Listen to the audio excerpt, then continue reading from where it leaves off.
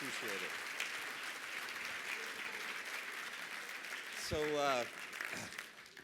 So first off, Reverend Dickinson, I want to thank you for being in between Reverend Barber and me.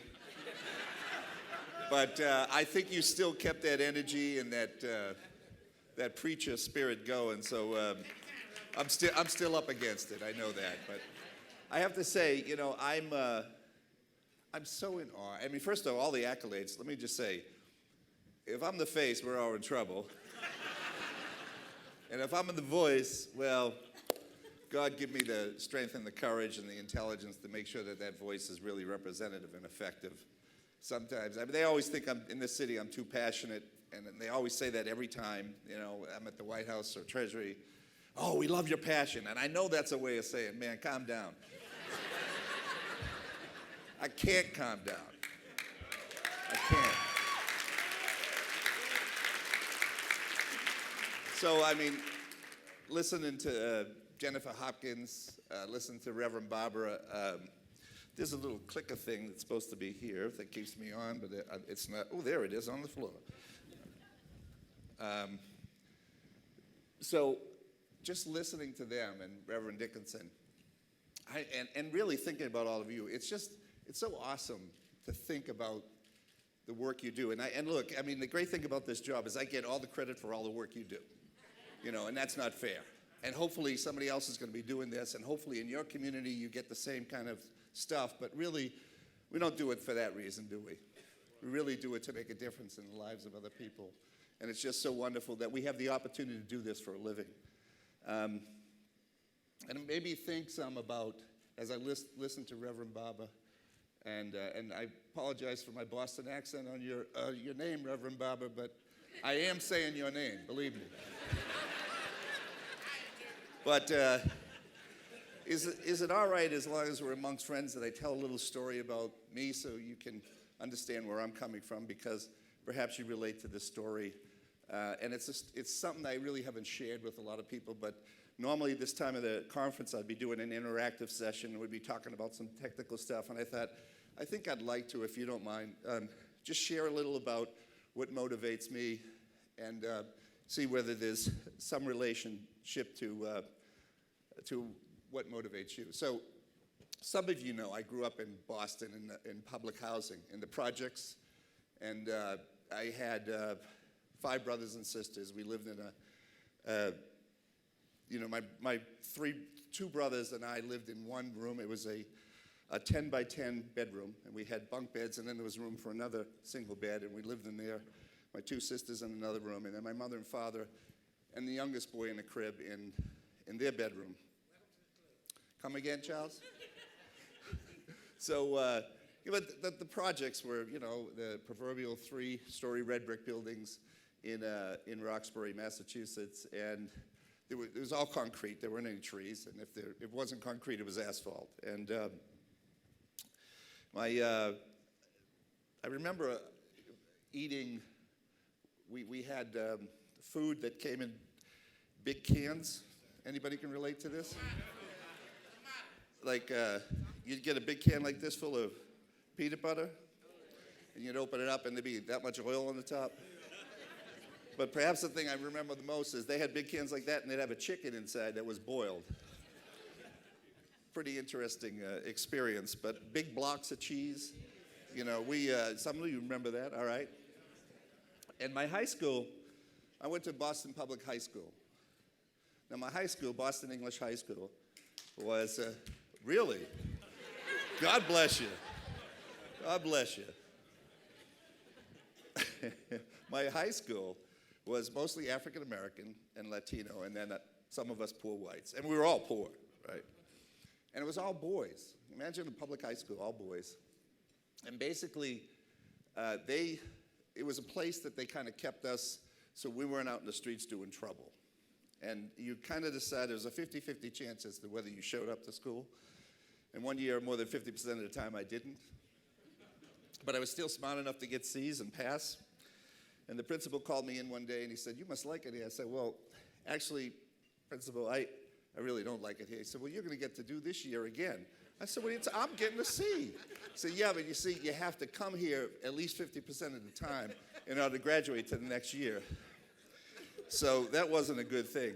And the other piece,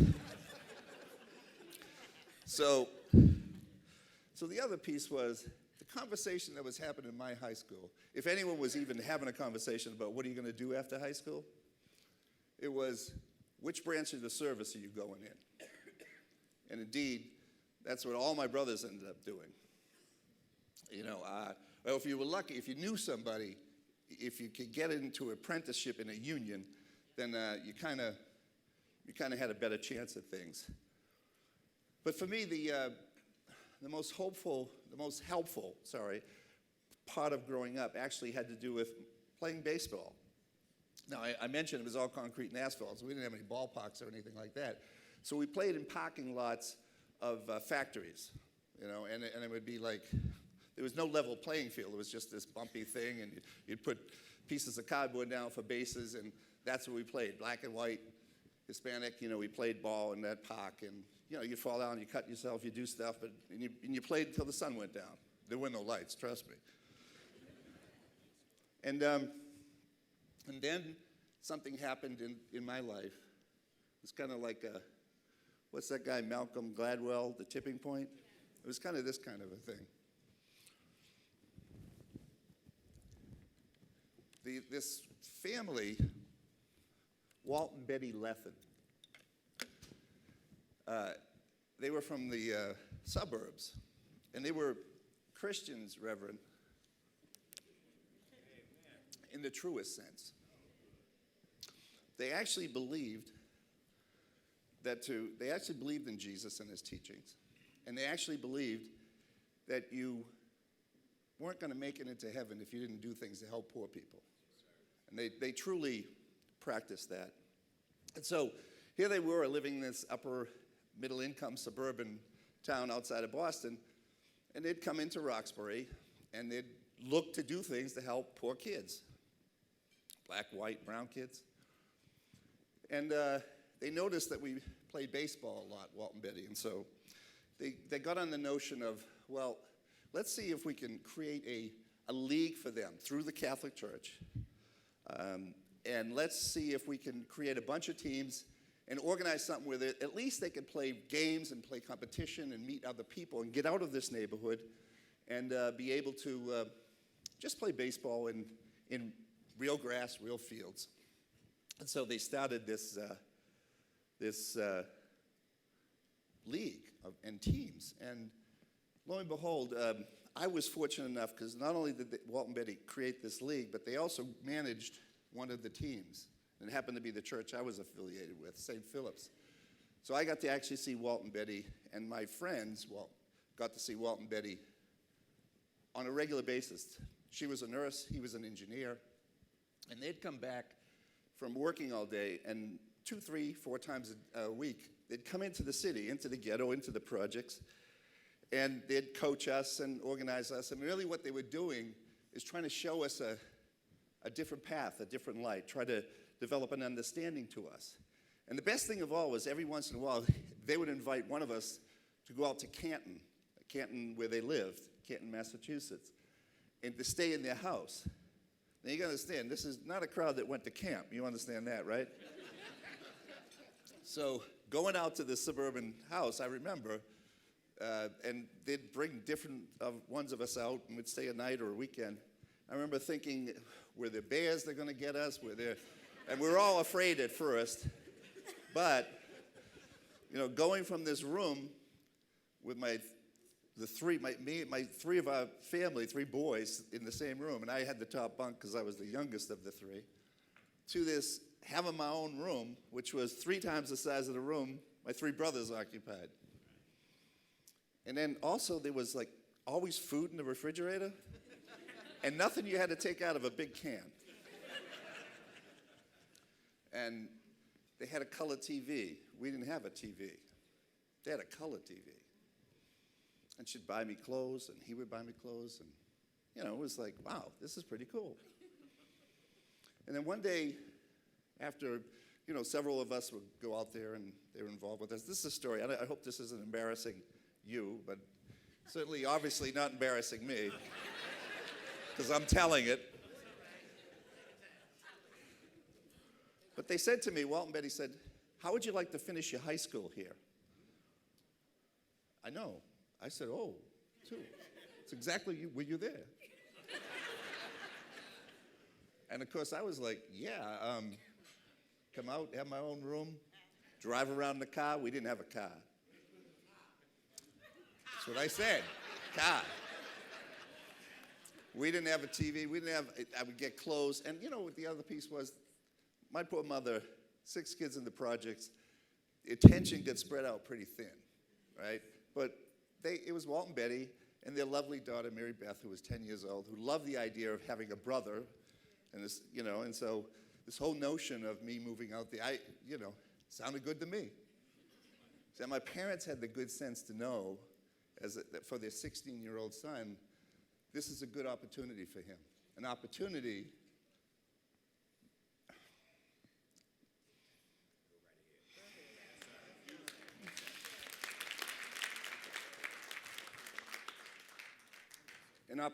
that they couldn't provide to me or to my siblings. So they had the good sense to say yes. And of course, notice when I was considering whether I should do this, I never mentioned the idea of, because they invited me to finish my school. That wasn't in my thoughts, right? And so I get out to this. Now remember, I went from a school where I was in the minority as a white kid in a mostly black and Latino school. In fact, I was telling Irv earlier, it was a badass school. And I wasn't a big guy like I am now.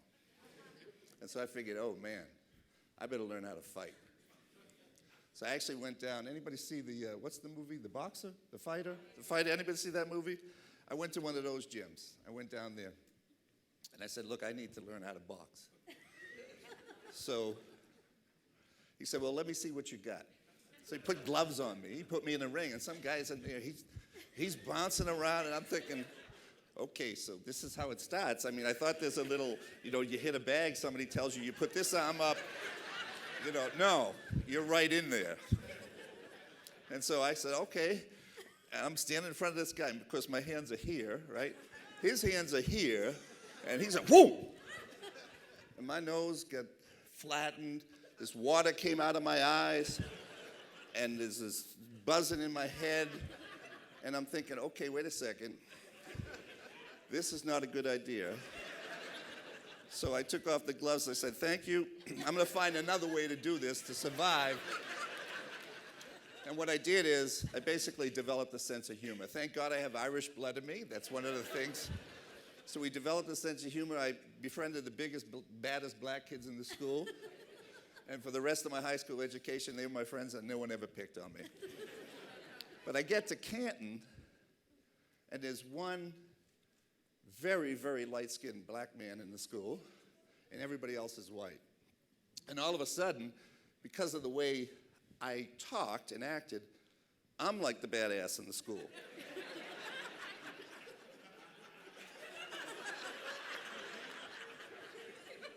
And people wanted to fight me. And I did fight, and they couldn't fight. So I only had to win a couple of fights and tell them I didn't want to fight anymore, and no one bothered me. And as an aside, the best part of that, too, was in Roxbury, when I went to parties, and it was mostly black people, right? So I would always watch the brothers,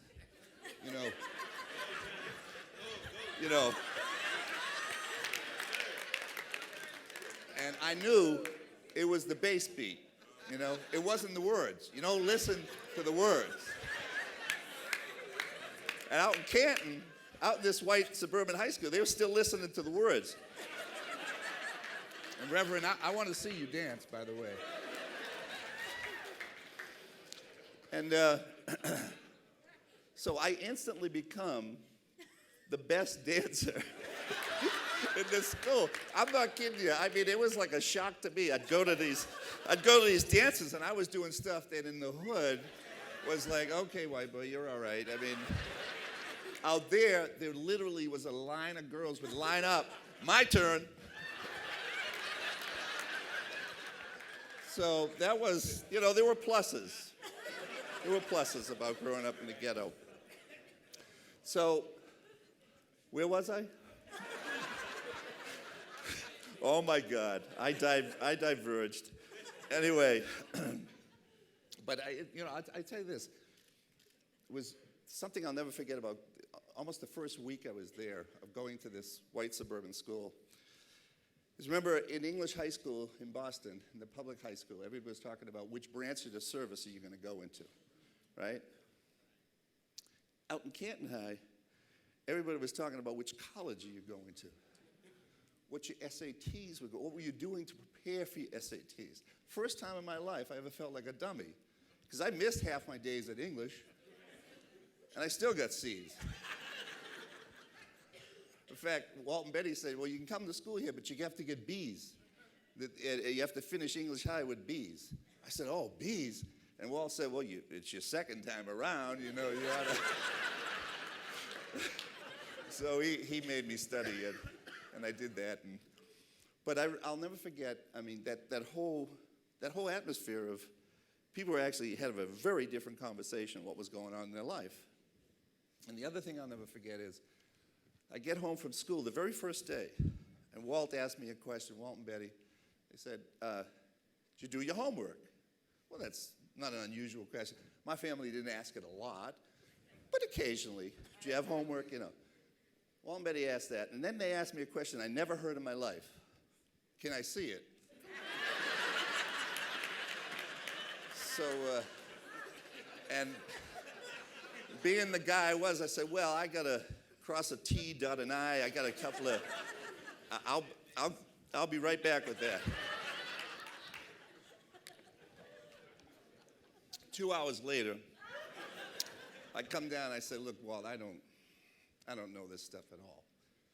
And Walt, God bless his soul,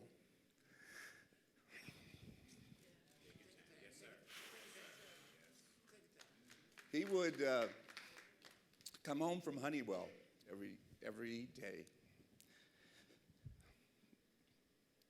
and sit me down and teach me the things that I and my friends were not learning in the Boston public school system because they weren't making sure that we were learning, because it was a holding pen till we all got into the military and fought the wars, the Vietnam War and the other wars that they had in mind for us. And so I started studying.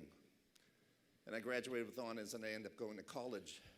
While all three of my brothers, while all three of my brothers went into the service and served this country, like Lee Bolak, who I hold in such high esteem. But I managed to go to Northeastern University, I managed to go to law school, but I never lost sight of the fact that, you know, I had a lot of friends in Roxbury, and I used to think about them, and I'd see them. I'd bring them out to Canton every once in a while, and you know, some of them were black, and the white guys wore leather and put stuff in their hair that made it go back black, and that made people nervous. I never got it.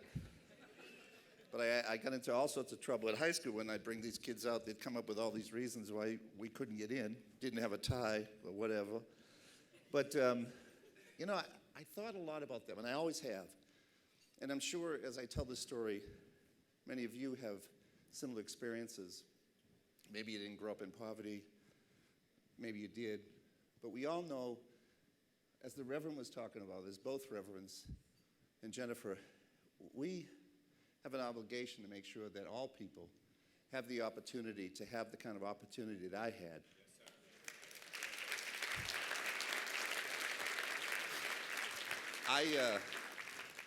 I didn't play on a level playing field when I played baseball in Boston. In Canton, they had a level playing field, but more importantly, that level playing field was about creating opportunity and hope. You know, this mean-spirited, this hateful notion that you don't help poor people. In fact, you want to decrease support for poor people because somehow it makes them more, they call it, Ryan called it creating a hammock that makes them lazy and not want to be responsible. when everybody I knew who grew up in Roxbury, everybody was looking for an opportunity. And all they needed to be, you know, I look back, and all my friends, Marcella Brown here? Oh, yeah. So Marcella Brown's from Roxbury. She grew up in the same neighborhood I did. Marcella, how you doing? Okay. So the notion that that there are so many people just like me all over this country who, just given the opportunity, an environment, a community, a school, a place that nurtures you with resources for the school and for the community, where you feel safe and where there's a level of expectation of you as a young person to be able to thrive and survive and to produce, that's all that anybody really deserves. And so I'm actually following this pretty well. So, graduate from law school, tried being a lawyer, didn't like lawyers, didn't like judges. No. There's a lot of good lawyers, especially legal service people. And then, yeah. But I was never going to fit in because I was always going to be fighting with the judges in this system. So I figured, and plus I realized this lesson I learned in life about, you know, having this unusual, this tipping point, this opportunity to live in a community, to go from a community in which people didn't believe in you, resources were not there, people didn't care, people held institutions like educational institutions and didn't put the time and the energy in, and the belief and the commitment in that these children, that these students were worthy of getting a quality education. Now, a lot of this has changed, and I don't mean to be dumping on the Boston public school system because I think there's a lot of teachers that are committed. But the resources that they had available simply didn't compare to this suburban community. And I ended up going to Somerville, Massachusetts, and running an organization called the Somerville Community Corporation. They had the Somerville, we had the Somerville Multi-Service Center, we had soup kitchens, food pantries, we had mediation programs. I was a fair housing commissioner, and we ran a fair housing program, but we ran a community development program. And just like Jennifer and Reverend Dickinson were talking about, I was, the day I finished one 32-unit development in which we had a lottery because we didn't have enough houses for all the people in the community, the poor people in the community who we were making this housing available to. So we had a lottery, and it was like a room like this, and we'd pull out names, and people would jump up and scream, and they were literally, many of them moving out of the projects into their first home in Somerville. And I got to tell you, for me, that was just such a tremendous experience to go through. And then one day, it was a very strange thing. I'm sitting in my office at the Multi-Service Center, and I swear to God, these two guys walked in kind of dark suits and ties. It was like Men in Black. You seen that movie? These guys walk in. They even had sunglasses on. They didn't have an appointment. They wanted to see me, and I thought, uh-oh, what have I done? I'm getting arrested or something. And there were things that... Say no more. So these guys say to me, now this story is going to be really interesting to you, I hope. They say to me, we're from the Federal Reserve Bank of Boston. Now try and imagine regulators coming to your office unannounced wanting to talk to you. And we want to talk to you because I had been writing these letters about this bank in Somerville called Somerset Savings. Because every time I tried to do a community development deal, they wouldn't do it, even though they were the biggest bank in the town. And I had to go to the Boston banks to get the financing for these things. And yeah, we want to talk to you about the bank and what it's doing. And so next thing I know, I'm on the top floor of the Federal Reserve Bank building in Boston. And I'm sitting there with the bank president, a guy who wouldn't meet with me after many, many, many attempts. And he's got a lawyer with him. And there's Bill Spring. He's the vice chair of the Federal Reserve Bank of Boston. And there's me and my board chair, a woman, and we're trying to figure out what the heck is going on here. And I'm hoping, that this bank like we'll sign an agreement, a CRA agreement, maybe commit like $1 million to housing. I mean, this is back then, right? And so we're having this meeting, and his lawyer's doing a lot of talking, and fortunately, he knew even less about CRA than I did. This is back in '83. And finally turns to this. Now, those who are engaged in CRA, as most of you are, try and imagine this happening today. The president of the bank turns to Bill Spring, the vice chair of the Federal Reserve Bank, and says, well, what do you think of me signing an agreement with this community organization, with John Taylor? And I'll never forget this as long as I live. Bill Spring says, well, let me say this, President Kelly. I would be very, very, very pleased if you were to sign an agreement with this group.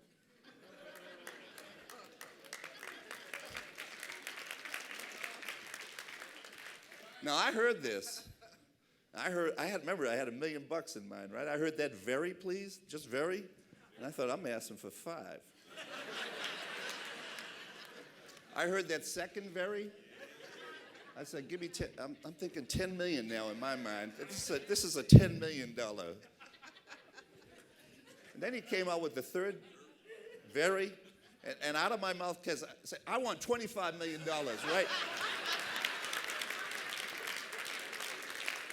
And God, if he didn't sign that and agree to it right then and there. And I thought, what would have happened if I knew what the heck I was doing? Because I called everybody in that day. Center for Community Change. What was Bud Cannitz's group? The National Neighborhood Coalition. I called Gail Sincata. I talked to Gail, the mother of CRA. I don't know you. I'm not telling you anything. You know, and I tried everybody to get information. And I finally realized, years later, if I ever got into the position to tell community groups how this works, I'm going to tell you everything I know, everything I learn, everything I do. And that's what NCRC does. And that's how we built the movement. Information is power. Information is power, but you've got to share it.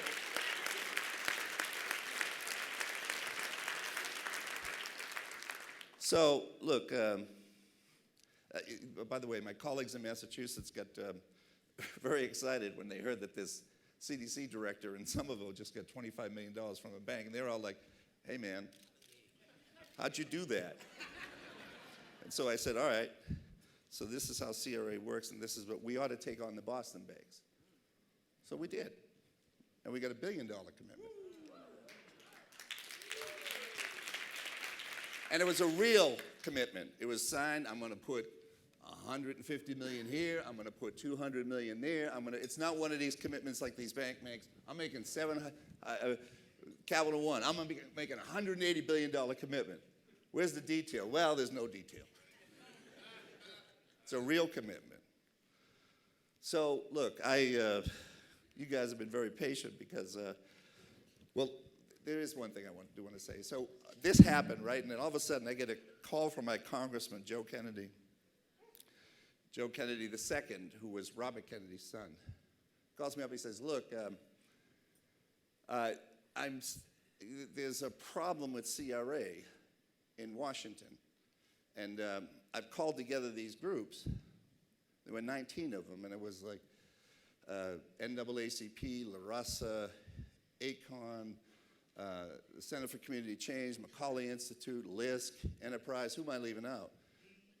No, it wasn't he. You weren't there. Nice try, Charles. You weren't there yet. But it was 19 organizations. The 19 that you could name that had anything to do with CRA back in 1991. Right? And then he says, you got to get involved. So I did. And the next thing you know, we go and we find out that the Democrats are working to end CRA. And this is what Joe was taking us aside saying, we got to get organized. Because the Democrats were hearing every day, every week, 10, 15 times a week from banks how they hated this. But community folk weren't saying, we love it and it means something for us. So we quickly changed that. We quickly managed to get those 19 organizations, and in particular, those in the community development world where I worked. Ted Wysocki, where's Ted? right there. Yeah, I mean, a lot of folks who were already involved in community development, getting them to just weigh in and do things. Maybe they hadn't. Ted goes way back in CRA, actually predates me. That's another story. We'll hear more about that later.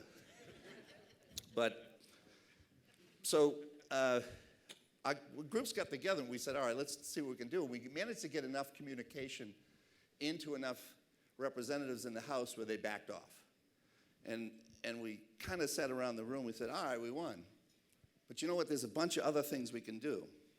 So they said, yeah, let's do it. What do we call ourselves?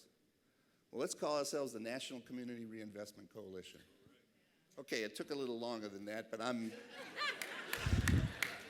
I've already gone over my time, so I'm trying to cut this short, because what I really did was on January 2nd, 1992, they invited me. The board said, well, you did this stuff in Boston. You come here and do it here. And they offered me the whopping sum of $45,000 to move my family from Boston to, and take a salary for $45,000 in Washington and start this coalition. And here we are years later. And I could go on for hours about what we've managed to do, what we have managed to do. And that's really where I want to end this thing, because, and thank you for being so patient.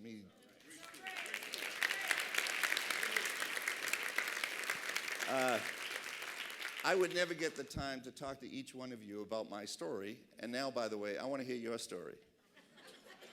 Because I know that out there, there's a lot of stories just like that. Even if you weren't born in a poor neighborhood, there's a lot of stories that brought you to this path. You know, someone once asked me who the first CRA advocate was. And someone beside me said, Gailson Carter. I said, no, it wasn't Gailson Carter. And somebody else said, Ralph Nader? No, it wasn't Ralph Nader. And somebody else said, Lincoln. So they really started reaching. I said, no. The first CRA advocate was Jesus. Matthew 21:13. All these preachers, I got to put something in here.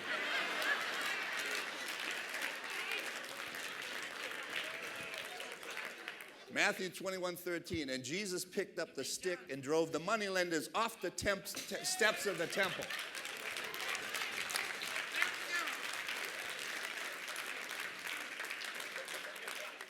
For you heathens out there, moneylenders are bankers.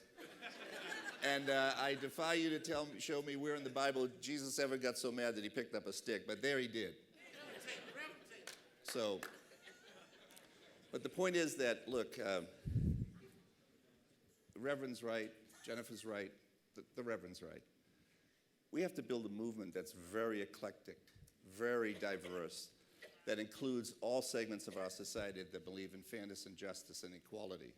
And it can't just be working on blacks. It can't just be working on Latinos. It can't just be working, and you know, God bless the groups that are very focused on them, and we need them. We all need to come together. And look, and Reverend Dickerson he pointed it out, and you all know what just happened in this town because of us, because of the people in this room and the NCRC members who are not here. It really happened because of us. Make no mistake about it.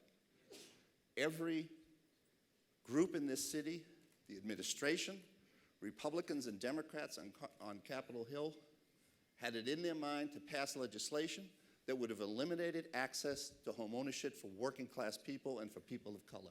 That was the plan. And NCRC, like I said, like that guy standing in front of that tank in Tiananmen Square. You know, you all saw that clip, didn't you? We stood in front of a lot of power, and we took a lot of hits. And you heard the Secretary of HUD come here and say to us that you, NCRC, are the moral compass in this city for economic justice and housing, and that's true.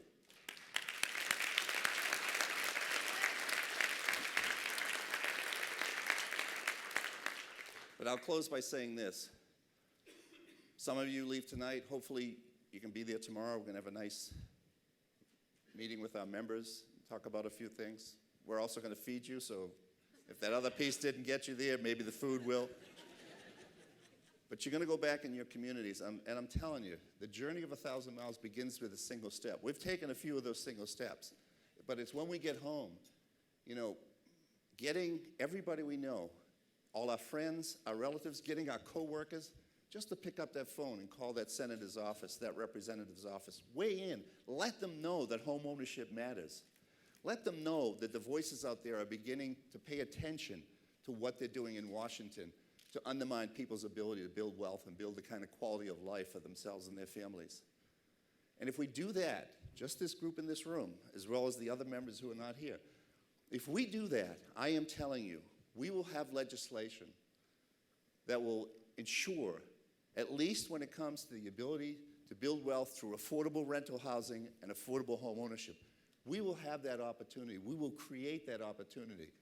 And by allying with organizations who are of, you know, from the environmental movement, the health movement, gay rights movement, from black churches, from the Latino churches, community action agencies, all the organizations we work with. I left out somebody, and this is what happened. He's good at the list.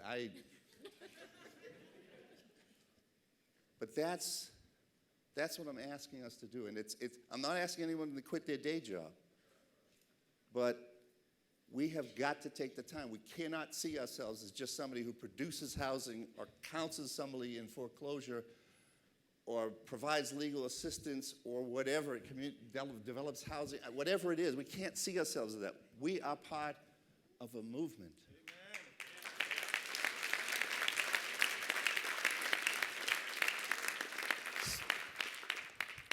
So from the bottom of my heart, I began this by saying I'm just in awe as I listen to Reverend Barber, Reverend Dickinson, Jennifer Hopkins. I mean, it's all of you. You know, I just am so blessed to be associated with you.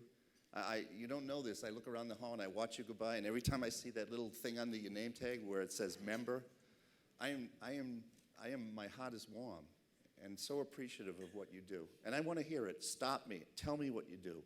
And we have a camera here. We want to hear what you do. We want to put those stories out there. But please, when you go home, bring this spirit, bring this commitment, and make sure that if you know someone who owes you money, get them to call their representative and senator, whatever it takes, by any means necessary. Let's find the way to make sure that the voices are lifted up. And in the same time, we're lifting up people and creating a more just and more fair society. So thank you very much, all of you.